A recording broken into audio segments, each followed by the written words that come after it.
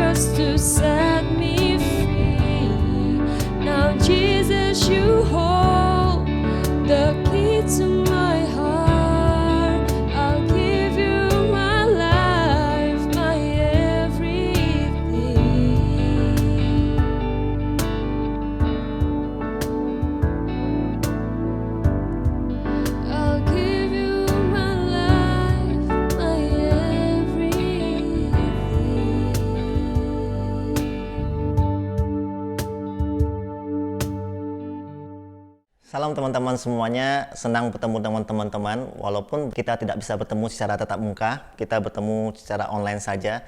Tapi saya senang bisa ketemu semua teman-teman secara online. Dan pada saat ini saya harap teman-teman dalam keadaan baik-baik saja dan sehat. Tapi saya memang tahu memang saat-saat ini kita mengalami masa-masa yang sulit, masa-masa yang penuh dengan rintangan, masa-masa yang penuh dengan hal-hal yang tidak menyenangkan. Tapi saya yakin, saya percaya Tuhan selalu menyertai langkah-langkah kita. Amin. Dan oleh karena itu saya rindu untuk kita semuanya, kita belajar firman Tuhan bersama-sama. Kita buka firman Tuhan di 1 Raja-Raja pasal yang 17, ayat pertama sampai yang ke-6. Mari kita baca firman Tuhan. Beginilah firman Tuhan. Lalu berkatalah Elia orang Tisbe dari Tisbe Gilead kepada Ahab, demi Tuhan yang hidup, Allah Israel yang kulayani, sesungguhnya tidak akan ada embun atau hujan pada tahun-tahun ini, kecuali kalau kukatakan. Kemudian datanglah firman Tuhan kepadanya, pergilah dari sini, berjalanlah ke timur, dan bersembunyilah di tepi sungai Kerit, di sebelah timur sungai Yordan. Engkau dapat minum dari sungai itu, dan burung-burung gagak telah kuperintahkan untuk memberi makan engkau di sana. Lalu ia pergi dan ia melakukan seperti firman Tuhan. Ia pergi dan diam di tepi sungai Kerit di sebelah timur sungai Yordan. Pada waktu pagi dan petang, burung-burung gagak membawa roti dan daging kepadanya dan ia minum dari sungai itu. Mari kita tundukkan kepala, kita berdoa sejenak. Tuhan, kami datang kepadamu Tuhan, pada malam hari ini kami merenungkan firman-Mu, kami belajar firman-Mu Tuhan. Kami akan melihat Tuhan sesuatu Tuhan yang besar Tuhan yang Kau rancangkan bagi kami Tuhan. Mungkin Tuhan pada hari-hari ini kami mengalami wabah pandemik COVID-19 ini Tuhan. Kami merasa Tuhan sangat Tuhan tertekan, kami merasa kesusahan. Tapi kami yakin Tuhan, kami percaya Engkau ada di sini, Engkau ada di masa depan kami, Engkau menolong kami. Sama Engkau seperti menolong Elia Tuhan. Pada saat ini kami belajar firman-Mu Tuhan. Pimpin Tuhan untuk setiap kami Tuhan, urapi kami Tuhan. Biar Tuhan kami bukan hanya pendengar tapi pelaku-pelaku firman-Mu Tuhan. Pimpin kami supaya mengerti Tuhan akan firman-Mu. Di dalam nama-Mu Tuhan Yesus Kristus kami serahkan ibadah kami dalam tangan-Mu. Amin. Jadi kita akan belajar sama-sama firman Tuhan ini di 1 Raja-Raja yang pasal yang ke-17 ini ya. Jadi teman-teman, kita lihat di sini sesuatu yang luar biasa terjadi. Tuhan memerintahkan bangsa Israel untuk bertobat melalui perantaran nabinya Elia. Dan Tuhan ini menyuruh Elia untuk menegur Raja Ahab. Yaitu Raja Ahab harus bertobat dan akan terjadi suatu bencana besar, yaitu musim kemarau yang berkepanjangan. Jadi teman-teman semuanya, kita melihat di sini sangat sukar bagi Elia, karena Elia juga merasakan dampaknya, karena dia harus pergi dari sana dan harus bersembunyi. Dan kita harus melihat di sini Tuhan menyuruh dia untuk menetap di sana. Dan kita belajar sama-sama teman-teman, sama seperti kita. Saat ini kita mengalami masa-masa pandemik. Kita mengalami masa-masa yang benar-benar yang belum pernah kita rasakan sebelumnya. Dan kita akan melihat bagaimana kuasa Tuhan terjadi dalam kehidupan kita. Dan kita akan lihat tadi katanya, pergilah dari sini, berjalanlah ke timur, bersembunyilah di tepi sungai Kerit di sebelah timur sungai Yordan. Katanya bersembunyi. Artinya Elia ini disuruh social distancing. Ya, dia disuruh untuk menyendiri. Kalau kita masa-masa pandemik, kita dulu masa-masa PSBB, kita disuruh bersembunyi, tapi kita enak, kita bisa melakukan berbagai aktivitas. Seperti kita searching di internet, kita bisa di rumah, ada rebahan, ya, kita bisa melakukan apapun. Tapi kalau Elia pada masa itu, apa yang bisa dia lakukan? PLN belum ada internet. Paling-paling mungkin di tepi sungai itu dia mancing lah ya, atau apa ya, ya. dia merasa sendiri. Bahkan dia merasa terancam. Raja Ahab itu mengejar-ngejar dia. Dan mungkin rasa kesepian, tapi Tuhan menyertai dia. Tuhan ada di sana. Dan yang terjadi yaitu di sini lebih lagi. Di ayat yang keempat mengatakan, engkau dapat minum dari sungai itu dan burung-burung gagak telah kuperintahkan untuk memberi makan engkau di sana. Tuhan menyuruh burung gagak untuk memberi makan Elia, hamba Tuhan. Tuhan menyuruh burung gagak. Teman-teman tahu burung gagak? Burung gagak itu adalah burung yang kotor, burung yang najis, burung yang melambangkan kematian. Sesuatu yang nggak mungkin bagi manusia. Kok bisa seekor burung memberi makan hamba Tuhan yang besar? Sama pada masa-masa yang sulit sekarang, di masa-masa pandemi sekarang, kita bingung. Tuhan, kita mengadakan social distancing, kemudian kok ini terjadi? Bahkan semua tantangan sistem berubah. Sistem pendidikan berubah, sistem bisnis berubah, semua sistemnya berubah. Dan lebih sulit lagi. Dan ini diperhadapkan sama kita. Bahkan kalau masa-masa ini orang bingung melakukan bisnis. Dan mereka mencari bantuan sama orang-orang yang lebih kuat secara finansial, minta tolong. Tapi nggak tahu gimana hasilnya, mereka bingung. Tapi kita lihat di sini sesuatu yang tidak mungkin. Tuhan memberikan solusi kepada Elia, yaitu burung gagak. Sesuatu yang di luar akal manusia. Tuhan membuat jalan bagi Elia. Ya sekarang sama dengan kita semuanya. Mungkin ada hal-hal yang kita lihat nggak mungkin. Gimana Tuhan, aku punya masalah Tuhan. Tentang sekolahku Tuhan. Sekolah di sistem pendidikan sangat sulit Tuhan. Pakai Zoom Tuhan. Kadang Zoom sistem internet Tuhan. Kadang-kadang internetnya mandat Tuhan. Guru nggak jelas ngomongnya apa. Atau kita dalam marketplace kita, pekerjaan kita merasa sulit. Atau kita sebagian ada yang di PHK. Kita bingung, kita minta tolong sama orang, mungkin nggak bisa. Tapi kita lihat di sini, burung gagak memberi makan seorang hamba Tuhan. Di luar akal manusia, tapi Tuhan juga akan melakukan hal yang sama, mukjizat terjadi. Mungkin kita akan melihat sesuatu hal yang luar biasa, belum pernah kita bayangkan, pikirkan, itu yang Tuhan sediakan bagi kita. Akhir-akhir ini mungkin apa yang kau pikirkan, apa yang kau menjadi pergumulan dalam hidupmu. Tuhan menyediakan jalan, Tuhan akan membuat sesuatu jalan bagimu. Jangan khawatir, jangan takut akan kehidupan kita. Bingung mau makan apa. Memang pada saat itu Elia ini pasti bingung. Memang Tuhan suruh tinggal di sana, sembunyi lagi, nggak bisa ketemu dengan orang. Makan gimana? Kompor di sana nggak ada. Gas di sana nggak ada.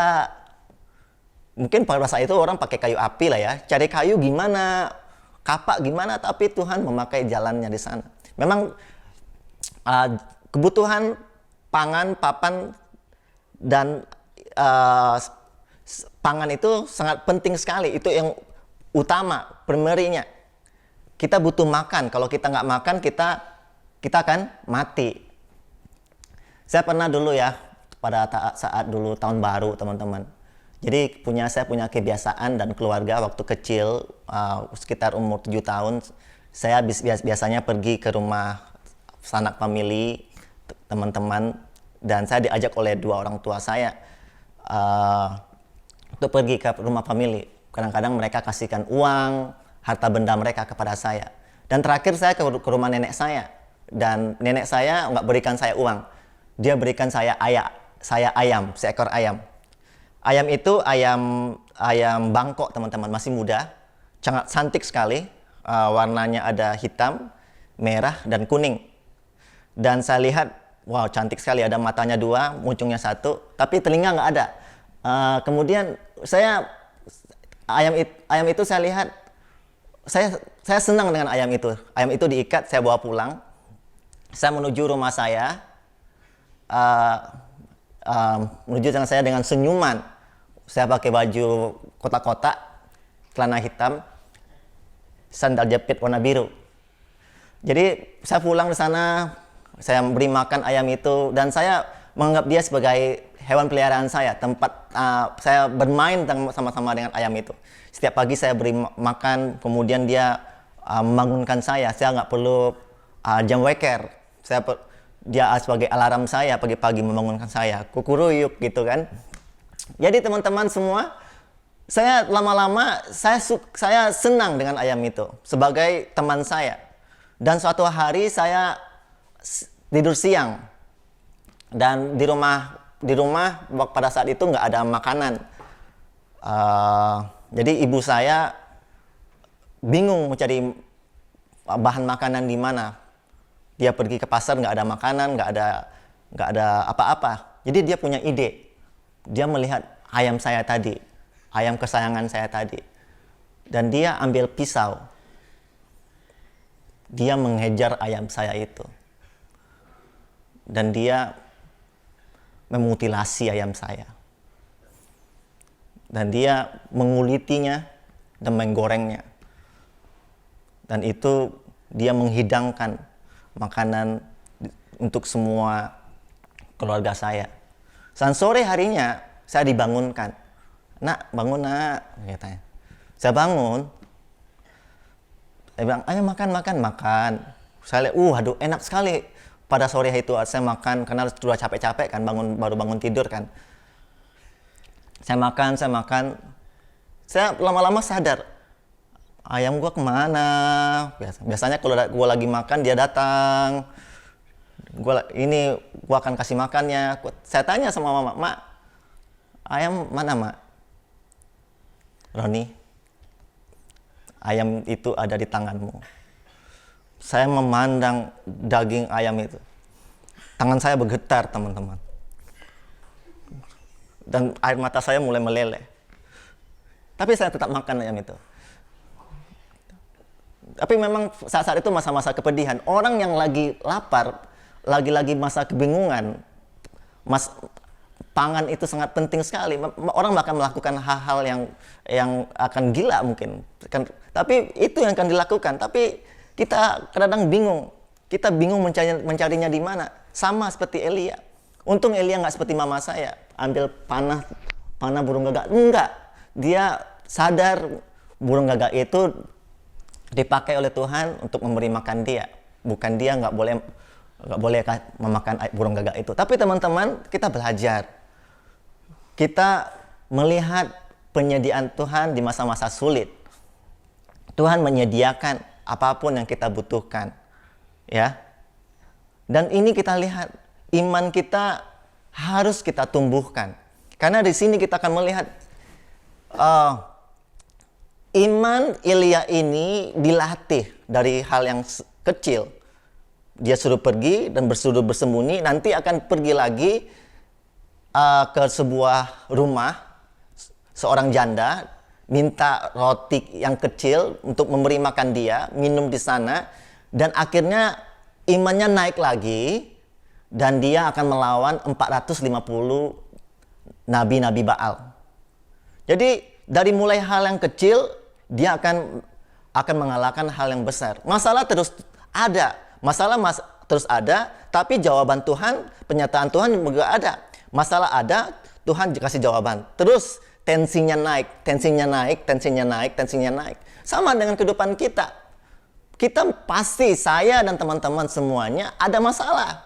Tapi selama kita ikut Tuhan, masalah kita, Tuhan berikan jawaban. Tuhan nggak pernah tinggalkan kita.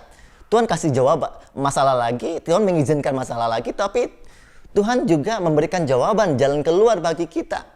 Dan terus, dari mulai hal kecil, dan Tuhan akan membawa kita kepada hal-hal yang besar. Sama seperti Daud bisa mengalahkan Goliat. Daud itu bukan secara langsung mengalahkan Goliat, tapi Daud itu harus dilatih dulu dari hal-hal yang kecil. Bagaimana Tuhan melatihnya? Daud itu menjadi seorang gembala. Dia mengembalakan sekitar 3 atau 4 domba. Pada saat domba itu ditakuti oleh seekor singa, Daud itu mengejar singa dan mematahkan leher singa itu. Dia dilatih oleh Tuhan dari hal-hal yang kecil sehingga dia bisa mengalahkan Goliat yang besar. Teman-teman tahu seberapa besar Goliat itu? Seberapa tinggi? Goliat itu tingginya sekitar koprima ditambah 1,2 meter lagi. Jadi teman-teman semuanya kita melihat tiang bendera. Kita hormat seperti tiang bendera. Dan Goliat itu melihat Daud itu seperti upacara bendera mengheningkan cipta. Waduh, inilah pahlawan yang gugur, ya gitu. Kasihan. Tapi Daud tahu imannya sudah dilatih dari dulu. Sama Elia. Elia dilatih oleh Tuhan dari hal yang kecil sampai hal yang besar. Sehingga dia bisa mengalahkan 450 nabi-nabi Baal dan membawa pertobatan bagi bangsa Israel. Dan Tuhan mengizinkan ini terjadi kepada kita semuanya. Wabah COVID-19 ini terjadi. Tuhan punya rencana yang besar kepada kita. Tuhan mau memakai kita, Tuhan mau melatih kita, Tuhan mau memberikan sesuatu yang besar. Tapi maukah kita mau melatih diri kita dari hal-hal yang kecil lebih terdahulu? Maukah kita mempersiapkan diri kita terlebih dahulu?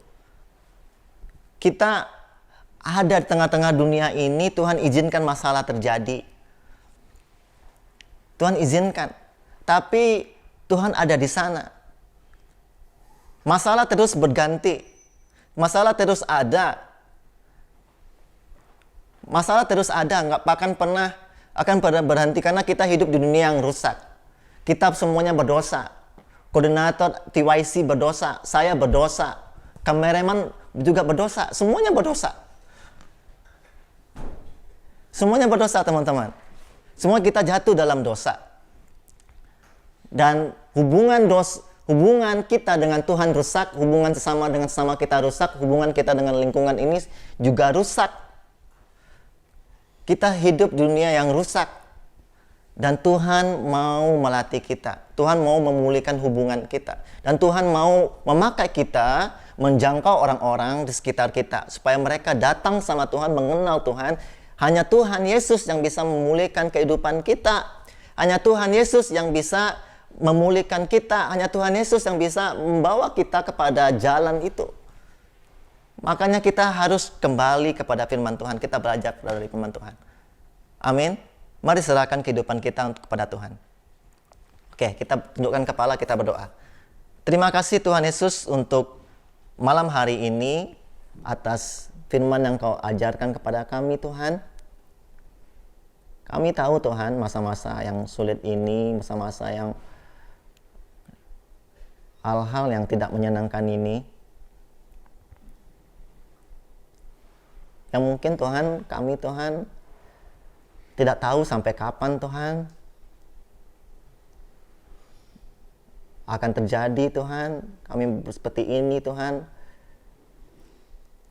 Dan apapun masalah yang terjadi Tuhan pada setiap teman-teman di TYC Tuhan, Engkau Tuhan melakukan hal yang sama Tuhan seperti Elia kepada kami Tuhan.